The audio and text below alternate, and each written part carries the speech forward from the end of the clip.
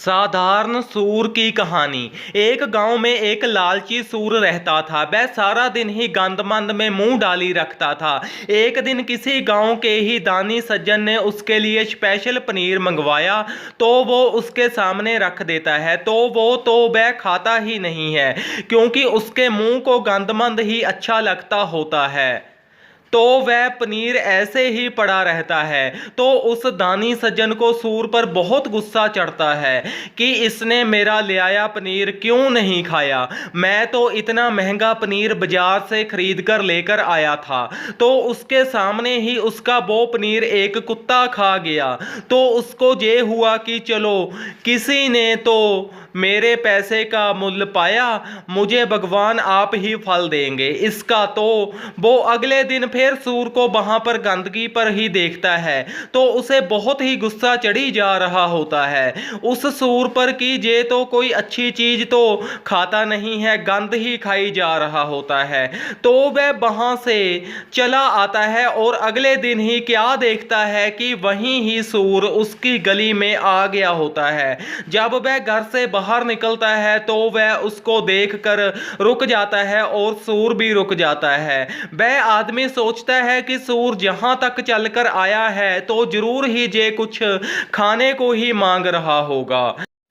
तो वह उसको घर से लाकर ताजी सब्जी पाता है और सूर ऐसे ही खड़ा रहता है, वो उसे खाता ही नहीं है।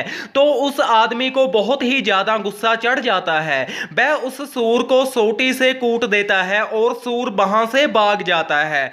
फिर वह बहुत ही उस सूर को ढूंढता है पर वह सूर उसे नहीं मिलता है। तो एक दिन सूर रास्ते में उसे दिख जाता है। वह फिर उसे गंदगी ही खाता देखता है और कुछ नहीं। तो वह समझ जाता है कि इसका यही भोजन है, जे शौक के साथ खाता है। तो वह उसे गंदगी पा देता है तो वह उसे आराम से खा लेता है। इस कहानी से हमें ये शिक्षा मिलती है कि हमें दूसरों की भावनाओं को समझना चाहिए, उन्हें कूटना नहीं चाहिए। जैसे कि इस कहानी के आदमी को पहले समझ आ ही ना सकी, वो उसे इंसानों की तरह ही समझी गया।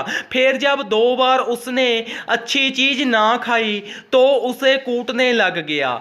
हमें ऐसा बिल्कुल भी नहीं करना है।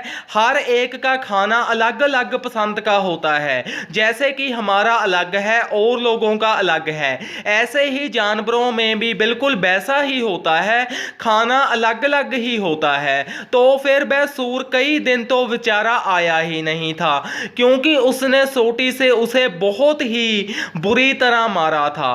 फिर एक दिन उसको बहुत टाइम के बाद कहीं दिखा तो वो गंदगी ही खा रहा था। फिर कहीं जाकर उसे समझ आई कि इसका तो ये ही खाना है। तो फिर उसने भी उसे गंदगी पाई और उसने खा भी ली। फिर वह अपने आप को कोसता है कि मुझे पहले ही सूर की फीलिंग को समझना चाहिए था। धन्यवाद। इस कहानी को ज्यादा से ज्यादा शेयर करें। अगर आप चैनल पर नए हो तो चैनल को सब्सक्राइब जरूर करें और कहानी को ज्यादा से ज्यादा शेयर करें।